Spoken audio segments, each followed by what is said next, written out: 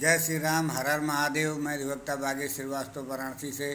पुनः आप लोग के समक्ष उपस्थित हूँ एक नया वीडियो लेकर नए ऊर्जा के साथ। मुझे विश्वास है कि आप लोग भी ऊर्जावान होंगे। हम लोग भारतीय न्याय संहिता सन 2023 के सामान्य अपवाद के टॉपिक पर चर्चा कर रहे थे, जिसमें हम लोगों ने देखा कि तथ्य की भूल अपराध नहीं होती है, सहमति से किया गया कोई कार्य अपराध नहीं होता है। किसी के व्यक्ति के फायदे के लिए, जो उसके जीवन को बचाने के लिए ज़रूरी है, उसका कोई जो है कार्य किया गया अपराध नहीं होता है। कोई तुच्छ बातों का किया गया कार्य अपराध नहीं होता है। कोई बच्चे द्वारा किया गया कार्य जो है अपराध की श्रेणी में नहीं आता है। और किसकी सहमति मानी जाएगी, किसकी सहमति नहीं मानी जाएगी, इन सब चीज़ों का हम लोगों ने चर्चा किया था। अब गतांग से आगे का हम लोग देखेंगे of right of private defence के बारे में, कि प्राइवेट प्रतिरक्षा का अधिकार जो है क्या अपराध की श्रेणी में आता है कि नहीं आता है। तो सामान्य नियम है कि अपराध की श्रेणी में नहीं आता है, लेकिन ये रिस्ट्रिक्शन के अधीन है। किन किन मामलों में आपको मिला हुआ है कि राइट प्राइवेट प्रतिरक्षा का, और किन मामलों में नहीं मिला है, इसको अब हम लोग चर्चा करेंगे। देखा जाए, धारा 34 का है कि nothing is an offence which is done in the exercise of the right of private defence. अगर जो कोई प्राइवेट डिफेंस के अपने अधिकार का एक्सरसाइज कर रहा है और तो वो अपराध की श्रेणी में नहीं आता है। अब प्राइवेट डिफेंस जो है संपत्ति के भी प्रति है और व्यक्ति के भी प्रति है, बॉडी के भी प्रति है, मतलब शरीर के प्रति भी है और संपत्ति के भी प्रति प्राइवेट डिफेंस मिला हुआ है। और यही नहीं, इसका विस्तार अपने तक ही सीमित नहीं है, दूसरे के भी संपत्ति और शरीर के प्रतिरक्षा का अधिकार में किया गया कार्य अपराध नहीं होता है। धारा 35 का रहा है कि every person has a right subject to the restrictions contain in section 37 to defend. जो धारा 37 है उसके अधीन रहते हुए, जो उसमें रिस्ट्रिक्शन दिए गए हैं उसके अधीन रहते हुए हर व्यक्ति को क्या है, राइट मिला हुआ है डिफेंस करने का, प्रतिरक्षा करने का। अब किस किस मामले में, हिज ओन बॉडी, अपने खुद के लिए शरीर के, and the body of any other person against any offence affecting the human body. जो ह्यूमन बॉडी को अफेक्ट करने वाले जितने भी अपराध हो सकते हैं उसके विरुद्ध क्या है, अपने शरीर के लिए और किसी अन्य के भी शरीर के प्रति जो है प्रतिरक्षा का अधिकार मिला है। Be correct the property whether movable और मूवेबल, चाहे कोई ऐसी संपत्ति अचल हो या चल हो, आप हिमसेल्फ आर आप एनी अदर पर्सन, चाहे वो खुद की हो चाहे किसी अन्य की हो, against any act which is an offence falling under the definition of theft. चोरी के विरुद्ध है, रॉबरी है, मिसचीफ है, क्रिमिनल ट्रेसपास है, और which is an attempt to commit theft, robbery, mischief और क्रिमिनल ट्रेसपास। या इसी प्रकार के के विरुद्ध जो है अपने और दूसरे के संपत्ति के प्रति जो है प्राइवेट डिफेंस का अधिकार मिला हुआ है। अब इसके बाद कह रहा right of private defence against act of A person of unsound mind. क्या अनसाउंड माइंड व्यक्ति के विरुद्ध भी प्राइवेट प्रतिरक्षा का अधिकार मिला है कि नहीं, क्योंकि हम लोग पिछले देखे थे कि कोई ऐसा अनसाउंड माइंड का व्यक्ति है तो उसके द्वारा किया गया कार्य जो है अपराध नहीं है, लेकिन क्या वो जो कार्य कर रहा है उससे कोई व्यक्ति इफेक्टिव है तो क्या उससे जो है वो प्रभावित होगा कि नहीं होगा, तो उस पर कह रहा है कि उसको भी प्राइवेट डिफेंस का मिला हुआ है। When an act which would otherwise be a certain offence is not that offence by reason of the youth, the want of maturity, of understanding, the unsoundness of mind, or the intoxication of the person doing that act, or by reason by and misconception on the part of that person. Every person has the same right of private defense against that act which he would have if the act were that offence. मतलब कि अगर जो कोई सामान्य व्यक्ति के विरुद्ध यदि कोई मिला हुआ है प्राइवेट डिफेंस का अधिकार, तो ऐसे व्यक्तियों के भी विरुद्ध उसका वही अधिकार होगा जो कि एक सामान्य व्यक्ति के विरुद्ध अधिकार होता है। अब इसका इलस्ट्रेशन भी दिखा रहा है कि Z a person of unsound mind attempts to kill A, Z is guilty of no offence, भाई अगर जो कोई जेड जो है अनसाउंड माइंड है और वो ए के ऊपर अटेम्प्ट करता है मारने के लिए, तो जेड का तो अपराध है नहीं, वो क्षम्य हो जाएगा। लेकिन but A has the same right of private defence which he would have if Z were same, मतलब वही अपराध उसी के विरुद्ध उसी तरीके से मिलेगा उसको प्राइवेट डिफेंस का, जिस प्रकार से कोई व्यक्ति सामान्य नेचर का हो। इसी प्रकार बी इसका है, A enters by night a house which he is legally entitled to enter, Z in good faith taking A for a house breaker attacks A, here Z by attacking A under this misconception commits no offense, but A has the same right of the private defense against Z which he would have if Z were not acting under that misconception। अब यहाँ कह रहा है कि कोई ऐसा व्यक्ति है जो कि अपने ही घर में माने वो घुसने का जहाँ हकदार है वो घुस रहा है, दूसरा देखने वाला ही समझ रहा है कि ट्रेसपासर है और उस पर अटैक कर दे रहा है, तो वो भले ही सद्भावनापूर्वक भुलावे में पड़ के वो अटैक कर रहा है तो वहाँ पे उसका क्षम है, लेकिन उसके विरुद्ध भी इसको प्रतिरक्षा का अधिकार मिला है जो कि ट्रेसपासर के रूप में है, हालांकि वो ट्रेसपासर नहीं है। तो यहाँ पे उदाहरण को समझाने के लिए, उसको धारा को समझाने के लिए बताया गया है। अब रिस्ट्रिक्शन देखिए, रिस्ट्रिक्शन कह रहा है कि there is no right of private defence, कहाँ उसको प्राइवेट डिफेंस का अधिकार नहीं होगा। पहले against an act which does not reasonably cause the apprehension of death or of grievous hurt, ऐसा कोई युक्तियुक्त आशंका जो है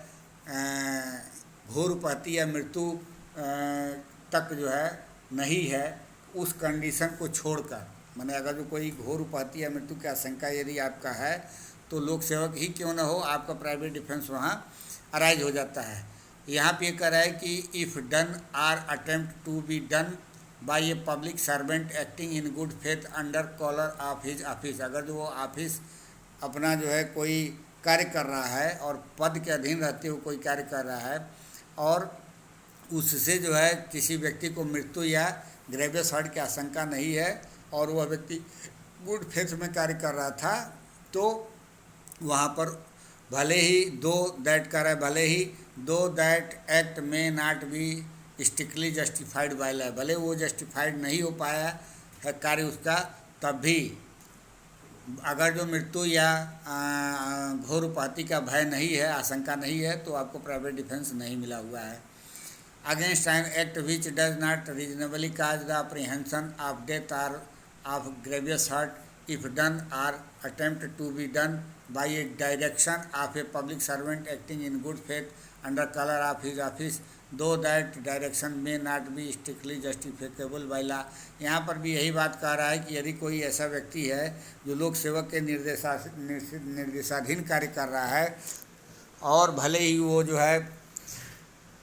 निर्देश विधि के अनुसार न्यायानुमत नहीं भी है, तभी यदि घोर उपहति और मृत्यु की आशंका नहीं है तो उसको जो है प्राइवेट डिफेंस का अधिकार नहीं मिला है। सी कह रहा है कि in case in which there is time to have recourse to the protection of the public authority, अगर जो कोई लोक प्राधिकारी की सहायता प्राप्त करने के लिए समय है तब भी उस मामले में प्राइवेट डिफेंस का अधिकार नहीं है। इसके बाद कह रहा है कि the right of private defence is in no case extended to the inflicting of more harm than it is necessary to inflict for the purpose of defence. ये कह रहा है कि किसी दशा में भी प्राइवेट प्रतिरक्षा का अधिकार विस्तार उतनी अपहानि से अधिक अपहानि करने पर नहीं है जितनी प्रतिरक्षा के प्रयोजन से करनी आवश्यक है। भाई अगर जो आपको किसी को हाथ पांव पकड़ लेने से ही आपका प्राइवेट डिफेंस का अधिकार का प्रयोग हो जा रहा है तो उसको जरूर नहीं कि आप राड लेकर के मार दें सर पे, वो मर गया। इसका कहने का यही अर्थ है। एक्सप्लेनेशन कह रहा है कि a person is not deprived of the right to private defense against an act done or attempt to be done by a public servant as such unless he known or has reason to believe that the person doing the act is such public servant। Explanation कर रहा है कि कोई व्यक्ति किसी लोक सेवक द्वारा ऐसे लोक सेवक के नाते किए गए या किए जाने के लिए प्रयतित कार्य के विरुद्ध प्राइवेट प्रतिरक्षा के अधिकार से वंचित नहीं होता है, जबकि वह यह न जानता हो या विश्वास करने का कारण न रखता हो कि उस कार्य को करने वाला व्यक्ति लोक सेवक है। मतलब यदि आपको पता नहीं है कोई सिविल ड्रेस में है और वह एक्ट को कर रहा है ऐसे जिससे कि आपको कोई घोर उपहति या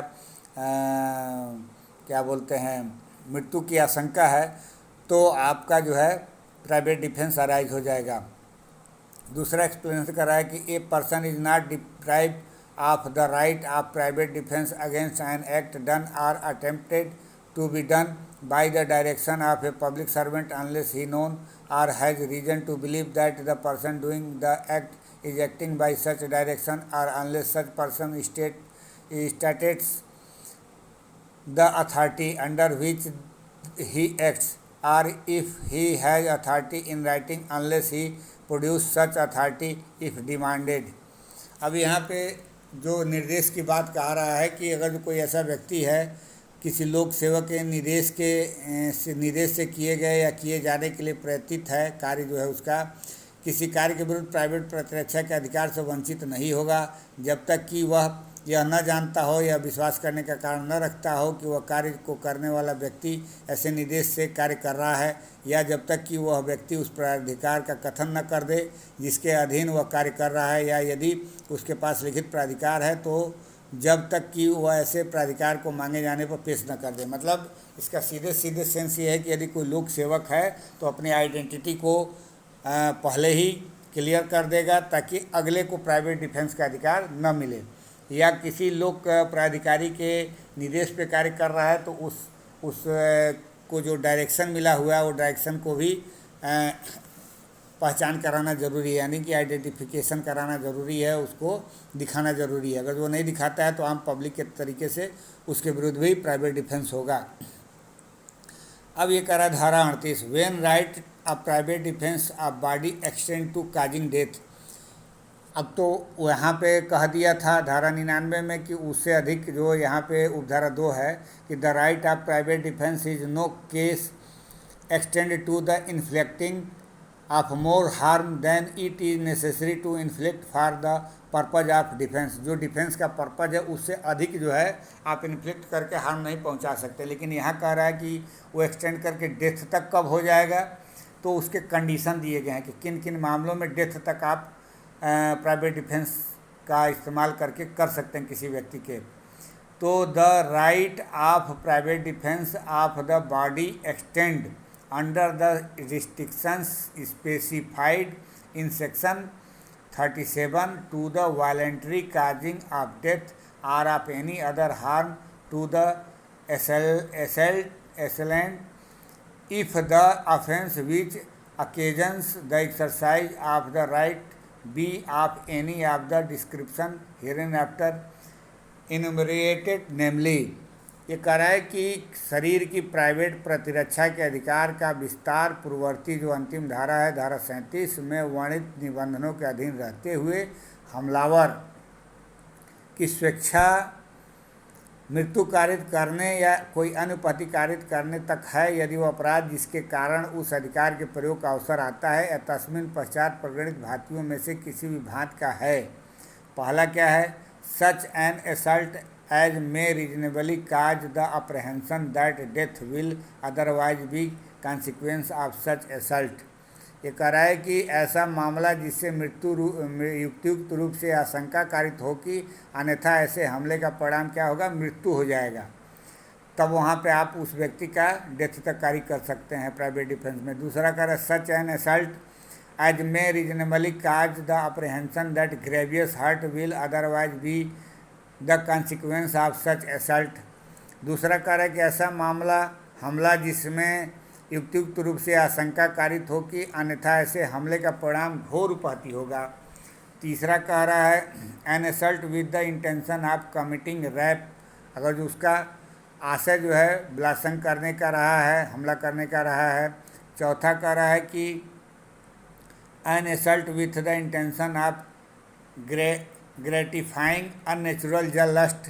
प्रकृति के विरुद्ध काम तृषा की तृप्ति के आशय से अगर जो कोई किया गया हमला है तो उसमें भी आपको मृत्यु कारित करने तक प्राइवेट डिफेंस मिला हुआ है। इसके बाद कह रहा है कि an assault with the intention of kidnapping or abducting, अगर जो कोई व्यपहरण या अपहरण करने के आशय से किया गया हमला है तो। और उसके बाद कह रहा है कि an assault with the intention of wrongfully confining a person under circumstances which may reasonably cause him to apprehended that will be unable to have recourse to the public authority for his release. कोई ऐसा किसी व्यक्ति का सदोष परिरोध कर लिया जाता है और उस व्यक्ति को अपने आप को छुड़ाने के लिए लोक प्राधिकारियों की सहायता प्राप्त नहीं कर पा रहा है, तो उस कंडीशन में भी उसको किसी व्यक्ति की मृत्युकारी करने तक का जो है राइट प्राइवेट डिफेंस में मिल जाता है। आखिरी कह रहा है कि an act the throwing or administering acid or an attempt to throw or administered acid which may reasonably cause the apprehension the grievous hurt will otherwise be the consequence of such act। अब ये कह रहा है कि कोई ऐसा व्यक्ति है जो अम्ल फेंक कर या ऐसे देकर कोई कृत्य या आम फेंकले या देने का प्रयत्न करके जिससे युक्तों का आशंका हो जाए कि ऐसे कृत्य के परिणाम स्वरूप अन्यथा घोर उपहति कारित हो जाएगा, तो उस मामले में यहाँ पर उसके मृत्यु कारित तक करने का जो है when right of private defence of body extend to causing death, ये जो रीजन दे रहा है कि 7 रीजन, इन 7 रीजनों के आधार पर कब जो है मृत्यु कारित करने तक का प्राइवेट डिफेंस का अधिकार जो है एक्सटेंड करके हो जाता है। अब उसके बाद कह रहा है कि when such right extend to causing any harm other than death, अगर जो डेथ की स्थिति थी पिछले धारा में, धारा 38 में, इसके अलावा कब जो है हार्म करने का है, उसको क्षति पहुंचाने का है। If the offence be not of any of the description specified in section 38 the right of private defence of the body does not extend to the voluntary causing of death to the assault but does extend under the restriction specified in 37 to the voluntary causing to the assailant of any harm other than death. ये कह रहा है कि अगर जो कोई ऐसा व्यक्ति है जो अभी जो धारा 38 में बताया गया है कि किस मामले में मृत्यु कारित तक किया जा सकता है, तो उसके अलावा अगर जो ऐसा कोई मामला नहीं है तो शरीर की प्राइवेट प्रतिरक्षा के अधिकार का विस्तार हमलावर की मृत्यु या स्वेच्छा कारित करने तक नहीं होता, किंतु इस अधिकार का विस्तार धारा 9 में वर्णित निबंधनों के अधीन हमलावर की मृत्यु से भिन्न कोई अपहानि स्वेच्छा कारित करने तक हो सकता है। धारा 37, तो धारा 37 में जो रिस्ट्रिक्शन दिया गया था उसके अधीन रहते हुए वो कोई भी वॉलंटरी काज हार्म कर सकता है। Commencement and continuous of right of private defence of body, ये कह रहा है कि शरीर की प्राइवेट प्रतिरक्षा के अधिकार का प्रारंभ और कब तक बना रहेगा, तो the right of private defence of the body commences as soon as a reasonable apprehension of danger to the body arises from an attempt or threat to commit the offence, though the offence may not have been committed, and if it continues as long as such apprehension of danger to the body continues। ये कह रहा है कि जब इसका कोई ऐसा व्यक्ति है जिसको आशंका जो है उसी क्षण से प्रारंभ हो जाता है इसका अधिकार, जिस समय से उसको जो है आशंका आ गया उसके दिमाग में, और तब तक बना रहता है जब तक कि इस संकट का, शरीर के संकट के प्रति आशंका बना रहता है, तब तक जो है एक्सटेंड करके रहेगा। When right of private defence of property extend to causing death, अभी तक हम लोगों ने यहाँ देखा कि धारा 37 में कि कब जो है बॉडी के प्रति कोई अपराध किया जा रहा है तो एक्सटेंड करके काजिंग डेथ हो जा रहा है प्राइवेट डिफेंस में। अब प्रॉपर्टी के विरुद्ध कब आप जो है अपना जो है प्राइवेट डिफेंस का इस्तेमाल करके उसको काजिंग डेथ तक कर सकते हैं। तो ये कह रहा है कि the right of private defence of property extend under the restrictions specified in section 37, जो अभी हम लोग रिस्ट्रिक्शन देखे थे कि लोक सेवक के द्वारा या उसके निर्देशाधीन या जो है उससे अधिक हानि अपहानि नहीं की जा सकती जितना कि जरूरी है, to the voluntary causing of death or of any other harm to the wrong doer if the offence the committing of which or the attempting to commit which occasions the exercise of the right be an offence of any of the description hereinafter enumerated, namely संपत्ति की private प्रतिरक्षा के अधिकार का विस्तार धारा 37 के में वर्णित निबंधनों के अधीन दोषकर्ता की मृत्यु या अन्य अपहानि स्वेच्छा कारित करने तक का है, यदि वह अपराध जिसके लिए किए जाने के या किए जाने के प्रयत्न के कारण उस अधिकार के प्रयोग का अवसर आता है या तस्मै पश्चात प्रगटित भांतियों में से किसी भी भांति का है। पहला है रॉबरी यानी कि लूट के मामले में, दूसरा है house breaking after sunset and before sunrise यानी कि रात्रिगृह भेदन के बारे में, तीसरा है कि mischief by fire or any explosive substance committed on any building tent or vessel which buildings tent or vessel is used as a human dwelling or as a place for the custody of property। अग्नि या रिष्टि जो किसी ऐसे निर्माण तंबू या जलान को की गई है जो मानव आवास के रूप में या संपत्ति की अभिरक्षा के स्थान के रूप में उपयोग में लाया जाता है। उसके बाद कह रहा है कि theft, mischief or house trespass under such circumstances as may reasonably cause apprehension that death or grievous hurt will be the consequence if such right of private defense is not exercised। ये कह रहा है कि कोई चोरी, रिष्टि या गृह अत्याचार जो ऐसी परिस्थिति में किया गया है जिनसे युक्त रूप से आशंका कारित हो कि यदि प्राइवेट प्रतिरक्षा के अधिकार का प्रयोग न किया गया तो परिणाम उसकी मृत्यु या घोर उपाधि होगी, तो वहाँ पर ये क्या कर सकता है, अपने प्राइवेट डिफेंस के अधिकार का प्रयोग करके उस व्यक्ति का मृत्युकारी तक भी कर सकता है। अब मृत्यु के अलावा कह रहा है कि संपत्ति के सुरक्षा से संबंधित और क्या कर सकता है प्राइवेट डिफेंस में, तो when such right extended to causing any harm other than death, ऐसे अधिकार का विस्तार मृत्यु से भिन्न कोई अपहानि कारित करने तक कब होता है, if the offences the committing of which or the attempting to commit which occasions the exercise of right of private defense, the theft, mischief or criminal trespass not of any of the description specified in section 41। That right does not extend to the voluntary causing of death but does extend subject to the restrictions specified in section 37 to the voluntary causing to the wrongdoer of any harm other than death। ये कह रहा है कि यदि वह अपराध जिसके किए जाने या किए जाने का प्रयत्न से प्राइवेट प्रतिरक्षा के अधिकार के प्रयोग का अवसर आता है, ऐसी चोरी, रिष्टि या आपराधिक अत्याचार है जो धारा 41 में प्रगणित भांतियों में से किसी भांति का नहीं है, तो उस अधिकार का विस्तार स्वेच्छा मृत्युकारी करने तक नहीं होता, किंतु उसका विस्तार धारा 37 में वर्णित निबंधनों के अधीन दोषकर्ता की मृत्यु से भिन्न कोई अपहानि स्वेच्छाकारी तक करने तक का होगा। अब इसमें बता रहा है कि कब उसका अराइज होगा और कब उसका जो है बना रहेगा। Commencement and continuance of right of private defence of property, the right of private defence of property, पहला कह रहा है ए commences when a reasonable apprehension of danger to the property commences। ये कह रहा है कि संपत्ति की जो प्राइवेट प्रतिरक्षा का अधिकार है तब प्रारंभ होता है जब संपत्ति के संकट की युक्त आशंका प्रारंभ होती है। दूसरा कह रहा है कि against theft continuous till the offender has affected his retreat with the property or either the assistance of the public authority is obtained or the property has been recovered। कह रहा है कि संपत्ति की प्राइवेट प्रतिरक्षा का अधिकार चोरी के विरुद्ध अपराधी के संपत्ति सहित पहुंच से बाहर हो जाने तक अथवा या तो लोक प्राधिकारियों की सहायता प्राप्त कर लेने या संपत्ति प्रद्योत हो जाने तक बना रहता है। सी कह रहा है against robbery continuous as long as the offenders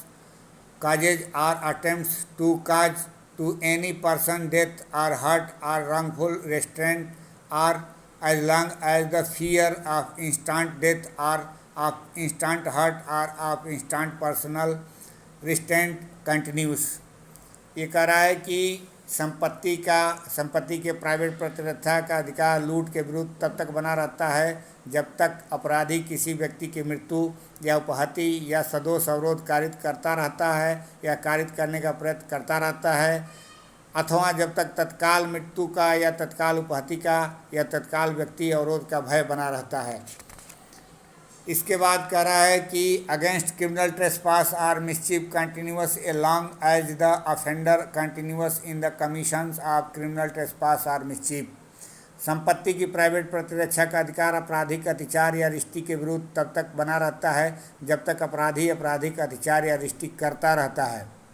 इसके बाद लास्ट कह रहा है कि against house breaking after sunset and before sunrise continuous as long as the house trespass which has been begun by such house breaking continuous. संपत्ति की private प्रतिरक्षा का अधिकार रात्रि गृह भेदन के विरुद्ध तब तक बना रहता है जब तक ऐसे गृह भेदन के प्रारंभ हुआ और अत्याचार होता रहता है। यहाँ देखा गया। और इसके बाद लास्ट इसका जो धारा है ये कह रहा है कि right of private defence against deadly assault when there is risk of harm to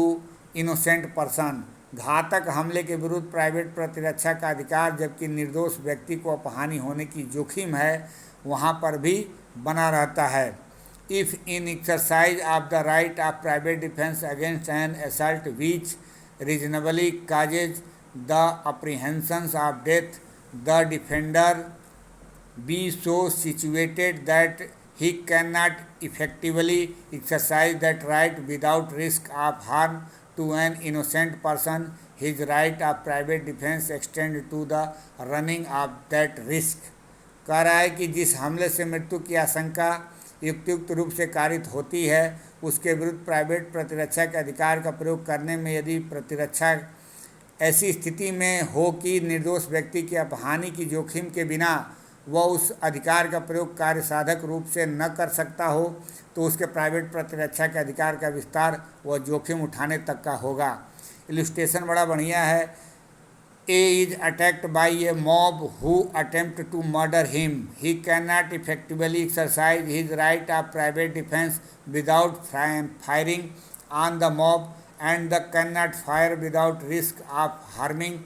young children who are